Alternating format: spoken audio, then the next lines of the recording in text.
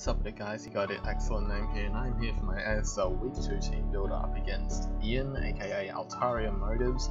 He has a team of Mega Sizzle, Garchomp, Tapu Fini, Uxie, Heliolisk, Chestnut, Drapion, Minior, Frostlass, Magmortar, Masquerain, and Simeon. And let me tell you, this is a real struggle of a matchup right here. He just absolutely perfectly counters pretty much everything on my team here, and it's going to be a real pain to deal with. For my land OT ground spam, he's got the Chestnut and the Uxie to deal with it. He's got Drapion to Pursuit Trap, Deoxys Speed, as well as Mega Sizzle and Uxie to come in for free pretty much every time. He has Garchomp and Chestnut to hard punish my Mega Kangaskhan, eating up every hit, and just Rocky Helmet Ruskin spam's gonna really chip him down quite quickly. For Metagross is forced to run, it wants to run like 7-8 different moves, and it can only run 4 obviously, so as soon as he can scout the set correctly, it's going to be really difficult for that to do anything. Incineroar, he's got the Fini Garchomp, Roserade, Spike Spam's not going to be very effective when he's got such good removal, and a Drapion that comes in every time. Mega Sizzle just completely destroys Veil, so yeah, it's just a really tough matchup overall.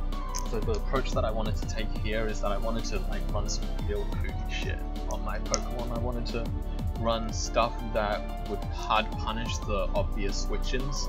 So as we can see here, the first Pokemon I decided to bring was Mega Kangaskhan, first game in. And as you can see, pretty standard return Fire Punch Fake Out.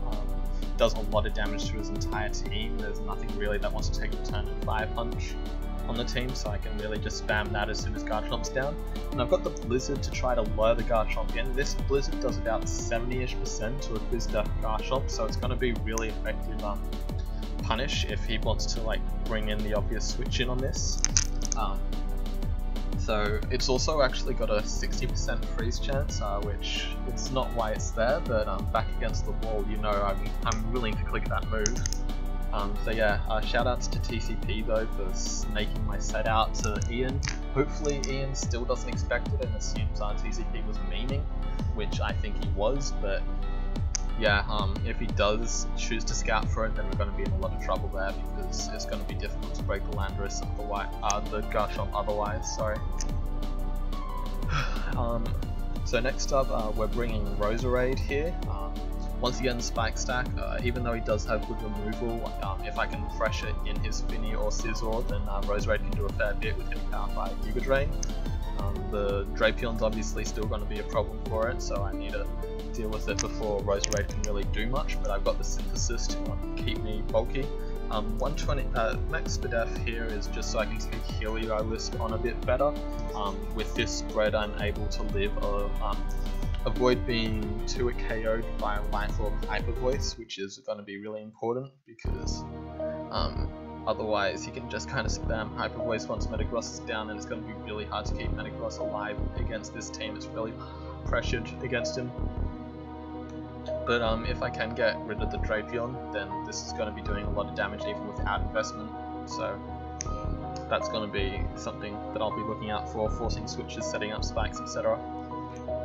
Next up I've got Landorus, and I think he'll probably expect the Bizdeath Landorus to deal with an offensive Garchomp and Minior, etc. But I decided to go with the offensive Landorus to try to break through his team a bit better. I'm not Z user, so Chestnut will likely want to come in a lot, but Hidden Power Fire with the 48 special attack investment is, I believe, an 87% chance to OHKO after rocks, or a guaranteed OHKO after spikes. So that's going to be a really effective lure. I can set up Swords Dance and he's going to want to bring it in, and then I can just Hidden Power Flying and blow it back. Other than that, his ground resist is Uxie, so I've got knockoff for that, and then I can just kind of spam the Earthquake and do a lot of damage to the team. I'm going to be outspeeding a lot on his team, especially considering I think he's going to bring a more bulky team.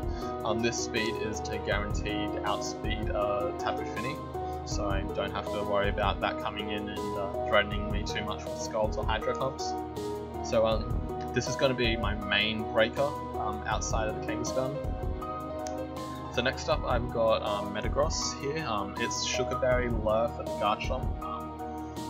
Garchomp Earthquake does about 30% to it, I believe it is, and the Ice Punch does 70%, which isn't ideal, but it's going to be enough to put it in range for the Kangaskhan, so that's like the most important thing there.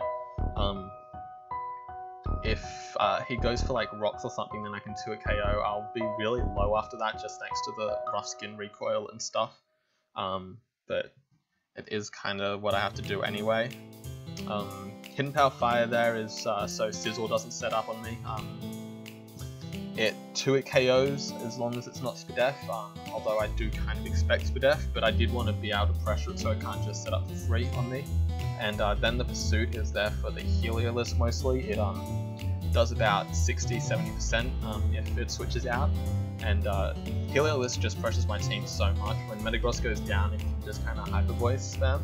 So I want to have Pursuit there so that it doesn't just come for free and click Volt Switch over and over again. I want to be able to actually punish it for coming in too much so that I can actually deal with it late game. As you can see from the team, I'm kind of hoping to pressure him off of clicking the Volt Switch as much as possible so I can bait him into Hyper Voicing for the Metagross to come in and Pursuit it.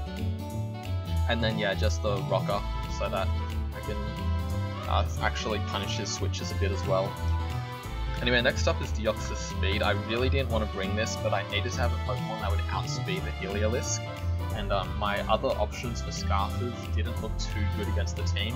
Landorus T would have to deal with the Chestnut, and that would be too much of a pain. Roserade, if I locked into the wrong moves, then Mega Sizzle got a free chance to set up, so I didn't want that. And then Incineroar needed a Z move to kind of break through the Vinny Garchomp core.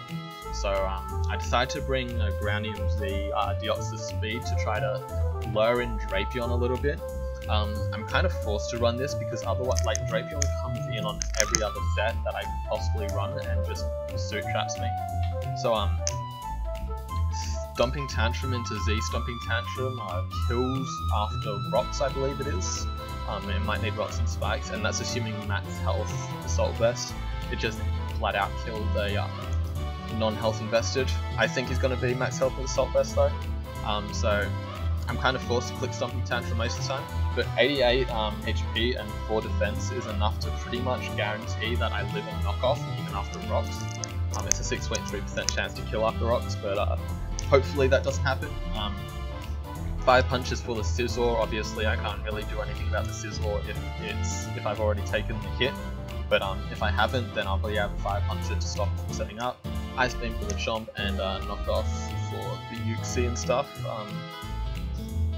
Yeah, this is just kind of there for the Heliolisk to make sure that I do have something to outspeed it, because otherwise when my team's weakened it's just going to sweep through with Hyper Voice, so I don't want that happening. I want to have an option there. And finally I've got the Electabuzz here. This was kind of a toss-up between Electabuzz, Ninetales and Incineroar. I decided to not bring the Incineroar because I really wanted Z Crystal on it, but I couldn't afford to not run Z on the Deoxys Speed. My only other option was Band, if I wanted to be able to somewhat deal with the Drapion, but then I'd be forced to click Stomping Tantrum every single time, and that just isn't really, like, that's gonna limit my effectiveness a lot, so I didn't want to have that. So I as for the Ninetales, I felt like the Veil wasn't going to be enough to help me with my team. I don't think my team didn't end up having as many setup sweepers as I would want to run with Veil, and Mega Sizzle just pressures it so much that I decided against it. So I went with the Electabuzz here. This gives me a pseudo switch into the Heliolisk. I've got the 5 punch. As you can see, I'm really worried about Sizzle. Everything has coverage to hit the Sizzle. Volt Switch just for the pivot, Hidden Power Ice for the Garchomp, and Thunderbolt is my main stab. This is my main way of dealing with Finny outside of Roserade, and it's also going to be a nice pivot. It is undersped by Heliolisk, but that just means I can get slow Volt Switch off on it. I can take the Thunderbolt and Volt Switch fairly well with this Pokemon. Fire Punch doesn't do a lot back to Heliolisk, and that's my strongest move. It does like 40ish%, but like any chip on Heliolisk is going to be really nice for my team because of just how much it pressures the team. So I expect him to bring a Spadef, Swords Dance, Scizor to deal with the Deoxys and still be able to sweep to the team. He might just bring complete offensive Scizor though. I expect a Fizdef, Rocky Helmet, Garchomp, but Draconium Z could be brought too because it does a really good job of breaking through my team. I expect Finny to be there, probably a fast Taunt Finny or something to try to stop a defensive Lando. Either Uxie or Chestnut to deal with offensive ground spam, probably Chestnut, but his spikes is going to be really nice. But he might bring Uxie if he doesn't bring Fizdef Garchomp just for a rocker. Assault Vest, Max Health Drapion to deal with the Roserade and Pursuit Trap, the Deoxys Speed, and Heliolisk obviously, just Hyper Voice spam and break through my team. I feel like that's like really obviously the best team that he can bring against me. Minior's not going to be a really solid option against me when I have the Landorus and the Metagross. Frostlass isn't going to be his best option for hazard stacking. When he's got a Chestnut there, that's just going to do a better job of it anyway. Magmortar could break through the team and be a nuisance, but it's not going to get many opportunities to do so. Masquerain Webs isn't going to be super good because I have a Kangaskhan to shut it down every time. And Persimmon, just once again, Landorus is going to shut it down, so I don't think I'll bring any of those. I think those 6 are like far and away the most likely, so I really try to heavily counter team those 6 Pokemon, which could lead me to be a bit vulnerable to a potential Minior, but that's kind of what I had to do in this matchup. It's going to be really tough. Hopefully I'll be able to pull through. I think this is going to be my hardest game of the season, but we'll see how it goes. I play him in a couple hours and I should have the video up tomorrow, maybe. We'll see. Anyway, catch you later.